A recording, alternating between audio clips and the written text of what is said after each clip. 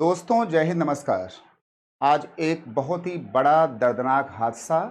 आज मैं उसके जितने भी पॉइंट्स हैं मैं उनको लेकर आपके सामने आया हूं। मैं बात कर रहा हूं उत्तर प्रदेश के हाथरस में हुए इस भगदड़ में, जहां पर हरि भोले बाबा का सत्संग चल रहा था। तो आज मैं सारी बात बताऊंगा इस भगदड़ की भी, प्रशासन की जिम्मेदारियों को लेकर, सरकार की जिम्मेदारियों की पोल खोलने को लेकर, और कौन है ये हरि भोले बाबा और क्या है इनकी साठगांठ, मैं इसको बताऊं। उसके पहले मैं आपको बता दूं कि हाथरस के इस सत्संग में जहां पर 50,000 से ज़्यादा के लोग जमा हुए थे, आज वहां पर भगदड़ होने से करीब 200 के आसपास लोग, जो एक आंकड़ा आ रहा है वो आ रहा है 150 से 200 के बीच का। सही आंकड़ा आपके सामने कल तक आ जाएगा, लेकिन अभी जो आंकड़ा है वो 150 से 200 के बीच में महिलाओं, छोटे बच्चों और पुरुषों की मौत बताई जा रही है, ऐसा मीडिया में देखा जा रहा है। तो कौन है ये हरि बाबा, हरि भोले बाबा? इनकी सारी कहानी आज रखूंगा आपके सामने। सरकार की पोल खोलती हुई कहानी भी रखूंगा आपके सामने। सरकार के भाषण कुछ और होते हैं, वास्तविकता जन समुदाय में कुछ और है। प्रशासन कैसे अपनी आंखें मूंद कर परमिशन देता है, और जहां 50,000 लोग जमा होते हैं वहां की क्या व्यवस्था होनी चाहिए और कैसे व्यवस्थाएं की गई। फिर बात करेंगे अस्पतालों की कि अस्पतालों की कैसी है दुर्दशा, कैसी है दशा। और इसी के बाद बात करूंगा कि जहां पर दिल्ली के मुखर्जी नगर में कोचिंग समूह में 25 बच्चों के बैठाने को लेकर भी सरकार अपना परमिशन नहीं दे सकती है, वहां पर सत्संग और ऐसे पाखंडों को लेकर 50,000 और 1 लाख तक की भीड़ को कैसे अनुमति दे दी जाती है। इसके पहले आप पहले ये वीडियो देखें। वीडियो देखने के बाद हमारे पास ये कई पॉइंट्स हैं, करीब 25 से 30 पॉइंट्स मैं लेकर आपके सामने आया हूं और स्टेप बाय स्टेप आपके सामने बात करूंगा, लेकिन पहले आप ये वीडियो देखिए। उत्तर प्रदेश के हाथरस से बहुत ही दर्दनाक खबर सामने आई है, जहां भोले बाबा के सत्संग में कई लोगों की मौत हो गई है। मरने वालों में ज्यादातर बच्चे, बुजुर्ग और महिलाएं शामिल हैं। लेकिन सवाल उठता है कि आखिर भगदड़ कैसे मची और कौन है नारायण साकार हरि बाबा, जिनके सत्संग के दौरान ये घटना घटी है। दरअसल हाथरस जिले के सिकंदरा राव थाना इलाके के फुलरई गांव में एक दिन के लिए सत्संग का आयोजन हुआ था। सत्संग वाली जगह छोटी थी और भीड़ बहुत ज्यादा थी। सत्संग खत्म हुआ तो भीड़ अनियंत्रित हो गई और भगदड़ मच गई। बताया जा रहा है कि इस कार्यक्रम का आयोजन नारायण साकार हरि बाबा के यहाँ हुआ था, जिन्हें भोले बाबा के नाम से भी जाना जाता है। मीडिया रिपोर्ट्स के मुताबिक नारायण साकार हरि बाबा एटा जिले के बहादुर नगरी गांव के रहने वाले हैं। उनकी शुरुआती पढ़ाई एटा जिले में हुई थी। बाद में उन्हें यूपी पुलिस में नौकरी मिल गई। वहीं उन्होंने लोकल इंटेलिजेंस यानी एलआईयू में भी नौकरी की है। कहा जाता है कि 90 के दशक में उन्होंने नौकरी छोड़ दी और बाबा बन गए। उन्होंने अपना नाम बदलकर साकार विश्व हरि रख लिया। उनकी पत्नी भी समागम में साथ रहती है। बताया जाता है कि नारायण साकार किसी अन्य बाबा की तरह भगवा पोशाक नहीं पहनते। वो अपने सत्संग में सफेद सूट, टाई और जूते में नजर आते हैं। कई बार कुर्ता पैजामा और सिर पर सफेद टोपी भी लगाकर सत्संग करने बाबा पहुंच जाते हैं। बता दें कि साकार विश्व हरि के अनुयायी यूपी के साथ साथ राजस्थान और मध्य प्रदेश में भी है। इनकी एससी, एसटी और ओबीसी वर्ग में गहरी पैठ है। वहीं मुस्लिम भी इनके अनुयायियों में शामिल है। साकार हरि बाबा का यूट्यूब और फेसबुक पर पेज भी, यूट्यूब पर 31,000 सब्सक्राइबर है। वहीं फेसबुक पेज पर भी बहुत ज्यादा लाइक्स नहीं है, लेकिन जमीनी स्तर पर उनके अनुयायी लाखों की संख्या में। उनके हर समागम में लाखों लोगों की भीड़ उमड़ती है। आईपीएस, आईएएस और सांसद विधायक भी समागम में शामिल जरूर होते हैं। मीडिया रिपोर्ट्स के मुताबिक साकार विश्व हरि के समागम में पहली बार हादसा नहीं हुआ। दिसंबर 2021 में फर्रुखाबाद में उनका सद्भावना समागम चल रहा था। इस कदर भीड़ उमड़ी कि शहर मानो थम सा गया। इटावा बरेली हाईवे पर 7 किलोमीटर लंबा जाम लग गया था।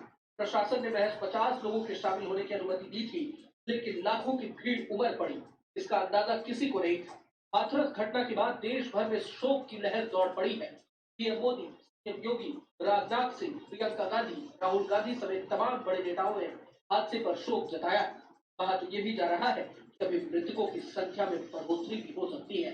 जानकारी के मुताबिक सत्संग खत्म हो गया था। एक साथ लोग निकल रहे थे क्योंकि हॉल छोटा था और निकास के लिए गेट भी पतला था, इसलिए पहले निकलने के चक्कर में भगदड़ मच गई। लोग एक दूसरे पर गिर पड़े। बताया जा रहा है कि इनमें ज्यादातर महिलाएं और बच्चे शामिल थे। वहीं हादसे के बाद इतनी बड़ी संख्या में लोग घायल हैं कि सरकारी अस्पताल भी फुल हो गए। हादसे की खबर आने के बाद सीएम योगी खुद एक्शन मोड में नजर आ रहे हैं। सीएम योगी के निर्देश पर एडीजी आगरा और कमिश्नर अलीगढ़ के नेतृत्व में टीम गठित कर जांच शुरू कर दी गई। वहीं यूपी सरकार में मंत्री लक्ष्मी नारायण चौधरी और संदीप सिंह राहत बचाव कार्य का जायजा लेने के लिए मौके पर मौजूद है। पूरे मामले में हाथरस के डीएम और मंत्री लक्ष्मी नारायण चौधरी का क्या कहना है, सुनिए। जनपद हाथरस में एसएससी 15 एक आयोजन भोले बाबा का समागम हो रहा था। में समागम अंत हो रहा था, तो उस समय अत्यधिक उमस के कारण जब वहां से लोग निकलने लगे तो उस समय ये घटना। ये जो तस्वीर हमारे पीछे आप देख रहे हैं, ये हाथरस के डीएम हैं आशीष पटेल, आईएएस अधिकारी हैं। इतने पढ़े लिखे होने के बावजूद क्या इनको नहीं पता है कि परमिशन कैसे दी जानी चाहिए और परमिशन देने के बाद क्या कार्यशैली होनी चाहिए एक डीएम की और एक एसपी की, प्रशासन की, पुलिस की, नेताओं की, मुख्यमंत्री हो चाहे प्रधानमंत्री हो। केवल 2047 में हमारा भारत देश विश्वगुरु बन जाएगा। 2047 की जो इकोनॉमी आएगी, प्रधानमंत्री आज जिस समय यह हादसा हो रहा था, जिस समय यह हादसा हुआ, 4:15 बजे प्रधानमंत्री नरेंद्र मोदी जी का राष्ट्रपति के अभिभाषण के बाद उनका भाषण शुरू हुआ। 4:15 बजे ये भाषण शुरू होता है और प्रधानमंत्री जो है अपनी जो है तारीफों के पुल बांधते हुए कि किस तरीके से 2047 में भारत विश्वगुरु बनेगा और 2047 में इकोनॉमी व्यवस्था वो विश्व में नंबर 1 हो जाएगी। उसी के बाद दिल्ली में जहां पर प्रधानमंत्री का भाषण हो रहा था, वहां से महज 150 से 175 किलोमीटर की दूरी पर जिला हाथरस में ये घटना हो रही थी और ये सूचना आती है कि भगदड़ हो गई है हरि भोले बाबा के सत्संग में। शुरुआत में ये सूचना आई कि करीब 27 लोगों के मारे जाने की खबर है, लेकिन जैसे जैसे समय बीतता गया और 5 बजता गया और इसी के साथ साथ प्रधानमंत्री का भाषण संसद के अंदर अविरल रूप से चलता रहा, बिना रुके चलता रहा, कोई भी शोक नहीं, कोई संदेश नहीं, और ऐसे में मरने वालों का आंकड़ा 5 और 5:30 बजे के बीच होते होते 100 के ऊपर जा रहा था। लेकिन प्रधानमंत्री नरेंद्र मोदी जी का भाषण लगातार अविरल अपनी खूबियां गिनाते हुए, देश की खूबियां, अपने कार्यकाल की अपनी उपलब्धियों को गिनाते हुए आगे बढ़ा जा रहा था। प्रशासन भी मौन था, अधिकारी भी मौन थे। अधिकारियों ने अपना काम कर लिया था। अधिकारी इसलिए नहीं बनाए जाते हैं कि वो गर्मी के महीनों में मलिहाबादी वाले आम खाएंगे या चने चबाएंगे। ये अधिकारी बनाए जाते हैं कि इनका काम है जनता को सहूलियत देना, जनता की ठेकेदारी करना नहीं, जनता को सहूलियत देना और जनता के हित के लिए काम करना। मुख्यमंत्री, प्रधानमंत्री इसलिए नहीं बनाए जाते हैं कि वे केवल अपनी उपलब्धियां गिनाएं और जनादेश के मिलने का ढिंढोरा पीटें। इसी के साथ साथ मैं कुछ बात करूंगा, हरि भोले बाबा कौन है। हरि भोले बाबा का जो वास्तविक नाम है वो है सूरजपाल सिंह, और जैसा बताया जाता है, जैसा कि मीडिया रिपोर्ट्स बता रही है कि हरि भोले बाबा, जिनका कि पूरा नाम, ये अपने आप को नारायण साकार विश्व हरि भोले बाबा, परमात्मा हरि भोले बाबा के नाम से अपने आप को, अपने सभी जो इनके अनुयायी थे उसमें ये उनको पुकारा जाता था। आप कल्पना करें कि इनका पूरा नाम, इनका वास्तविक नाम सूरजपाल सिंह है और इनका जन्म कासगंज के पटियाली गांव में होता है। जैसा कि गूगल ने बताया कि कासगंज का एक पटियाली गांव है, वहीं पर ये पैदा हुए और इन्होंने सबसे शुरुआत में जब ये जवान हुए तो इन्होंने पुलिस की भर्ती ज्वाइन की और ये उत्तर प्रदेश पुलिस में कांस्टेबल हुआ करते थे। 18 साल की सेवा करने के बाद, 18 साल की सेवा करने के बाद और पुलिस के कई थानों में रहने के बाद, गुप्तचर विभाग यानी कि सीआईडी में रहने के बाद, ये बात मैं कर रहा हूं 90 की दशक की, 90 की दशक से इन्होंने वीआरएस ले लिया। कोई कहता है कि बाबा को बाबा बनने से पहले पुलिस से बर्खास्त कर दिया गया इनकी कार्यशैली को देखते हुए, कोई कहता है कि बाबा ने स्वैच्छिक पेंशन ले लिया। खैर, अब जो भी हो, इसके बाद हम आगे बढ़ते हैं।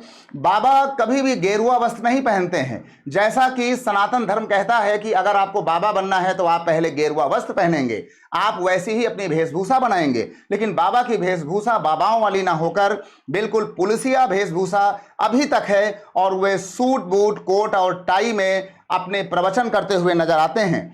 बहुत ही रंगीन तरीके के ये सूट पहनते हैं, टाई लगाते हैं। इनका अगला जो सत्संग था, अगर ये घटना नहीं हुई होती हाथरस वाली, तो इनका अगला जो सत्संग है वो आगरा में होना बाकी था। ये घटना अगर यहाँ नहीं होती तो आगरा में होती, कहीं ना कहीं तो होनी ही थी। जब प्रशासन, कानून, सरकार, मुख्यमंत्री, डीएम, एसडीएम, एसएसपी अपनी आंखें बंद करके गर्मी के दिनों में सिर्फ मलिहाबादी आम खाते रहेंगे, चने चबाते रहेंगे, तो इसका खामियाजा तो जनता को कहीं ना कहीं तो भुगतना पड़ेगा। ऐसा बताया जाता है कि 2022 के एक कार्यक्रम में अखिलेश यादव भी इनकी जनसभा में शामिल हुए थे, इनके सत्संग में गए थे। यानी अखिलेश यादव ही नहीं, बहुत सारे नेता उत्तर प्रदेश के, मध्य प्रदेश के, राजस्थान के, उत्तराखंड के ये बाबा के अनुयायियों में शामिल हैं। इसके पूर्व भी कई बाबा देश में आए, जिनके अनुयायियों में मुख्यमंत्री, प्रधानमंत्री, बाबा, विधायक, तमाम लोग शामिल हुए। बाद में उन बाबाओं का क्या हश्र हुआ, आधे तिहाड़ जेल के अंदर हैं, आधे जेल के अंदर हैं, आधे कब निकलेंगे पता नहीं है। लेकिन इन सभी लोगों ने ठेका ले रखा है कि आम जनमानस को, जनता को, जो नासमझ जनता है, जो कुछ आस लगा करके आपके पास आती है, उनको धोखा देने की, उनको बातों में बरगलाने की और आत्मा को परमात्मा के मिलन का धोखा और झूठे ख्वाब दिखाने की। इसी के साथ साथ हादसे के बाद मुख्यमंत्री योगी आदित्यनाथ जी ने अधिकारियों को फौरन घटना स्थल पर पहुंचने का आदेश दिया है। अब तो यह होना ही था। जब घटना हो जाती है तो अधिकारी, नेता, राजनेता, मुख्यमंत्री, प्रधानमंत्री घटना स्थल का दौरा करेंगे। जांच के आदेश भी हो गए हैं। जांच के आदेश के बाद क्या होता है, आज तक कोई बता दे, चाहे वो कोर्ट हो, सुप्रीम कोर्ट हो, कोई नेता हो, अभिनेता हो, खाली वो बता दे कि इतने देश में हादसों के बाद जो जांच की गई उसकी रिपोर्ट का खामियाजा अब तक क्या हुआ, कौन सी जांच का रिपोर्ट जो है सभी के सामने रखा गया, किस जांच के बाद अपराधियों को या जो उनमें संलिप्त लोग पाए गए थे उनको सजा दी गई, शायद किसी को नहीं। इसी के साथ साथ बताया तो ये जाता है कि जब सत्संग खत्म हुआ और बाबा का काफिला सत्संग की भीड़ से निकल रहा था, तो बाबा के पैर छूने के लिए वहां के लोग उत्साहित हो गए और बाबा के पैर छूने के लिए, उनको छूने के लिए, आशीर्वाद पाने के लिए उनकी कार तक जाने की कोशिश करने लगे। उन्हीं को रोकने के लिए वहां के मौजूद प्रशासन ने नहीं, वहां के लोग जो बाबा के अनुयायी, उनके जो अपनी कमांडर फोर्स होती है, और उस कमांडर फोर्स में कहा तो यहां तक जाता है क्योंकि बाबा जो है उत्तर प्रदेश पुलिस में थे, तो पुलिस के ही बहुत सारे जवान जो रिटायर हो गए, जो पुलिस से बाहर आ गए, वो अब बाबा के भक्त बन चुके हैं। तो उनके काफिले में उनकी जिम्मेदारी संभालने के लिए बाबा के सुरक्षा गार्डों में वही पुलिस के जवान जो कभी उनके साथी हुआ करते थे, थानों में उनके साथ उत्तर प्रदेश पुलिस की नौकरी कर रहे थे, अब वे बाबा के पर्सनल गार्ड की तरह काम कर रहे हैं। जांच का आदेश हो गया है, लेकिन किसी को सजा अभी तक इसके पहले भी नहीं हुई है, और इस जांच के आदेश के बाद भी आप 100% लिख करके ले लीजिए, किसी को सजा नहीं हो सकती।